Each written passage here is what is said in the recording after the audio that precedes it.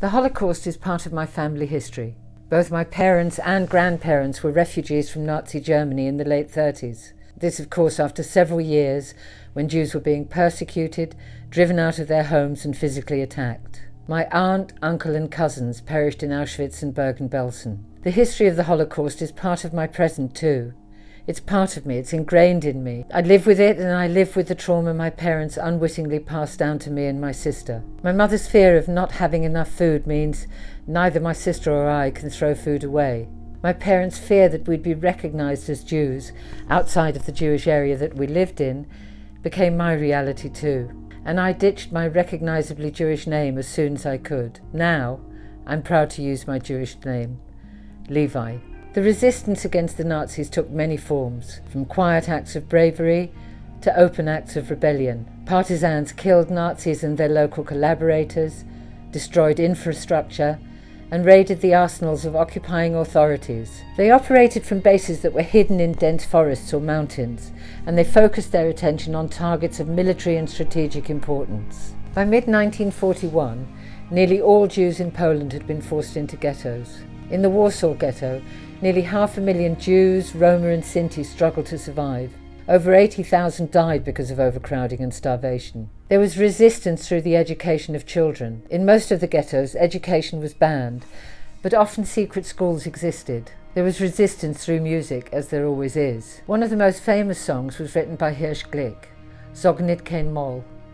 Never say that this is the final road. It's also known as the partisan song, and it spread like wildfire through the ghettos and amongst the partisans. For their acts of resistance in the ghettos, we remember Tosia Altmann, who travelled on false papers between ghettos, passing on intelligence, weapons, and training people to fight back.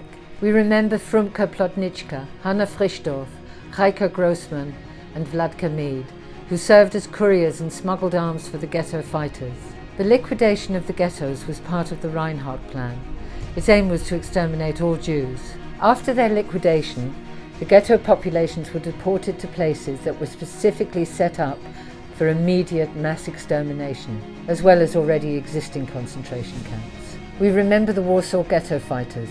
When the Nazis tried to liquidate the Warsaw Ghetto on April 19, 1943, on the eve of the Jewish festival of Passover, the Warsaw Ghetto began its final act of resistance. Bundists, socialist Zionists, and communists fought off the Nazis for 27 days. For their heroism, we remember, starting from the right, Małka Drojowicz, Bluma Wyszogrodzka, and Rakela Wyszogrodzka.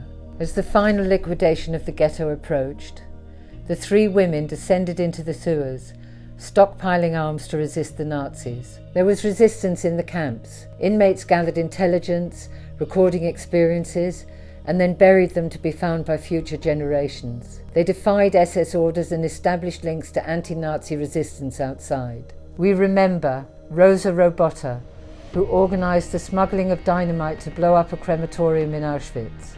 And we remember Alla Gärtner, who with other women prisoners killed 3 guards. They set fire to Crematorium 4 and made it inoperable. We remember all those who risked and lost their lives in the fight against fascism.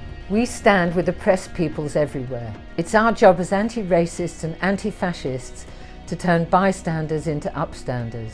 Together, we carry a message forward to those fascists who would still like to destroy us. That message comes from the Polish town of Lublin in 1939, when a group of Hasidic Jews were backed up against barbed wire and ordered by the Nazis to sing to their own execution. One man began singing a well-known Yiddish song, "Let Us Reconcile." No one joined in. Then he changed the words, "Wir werden sie überleben."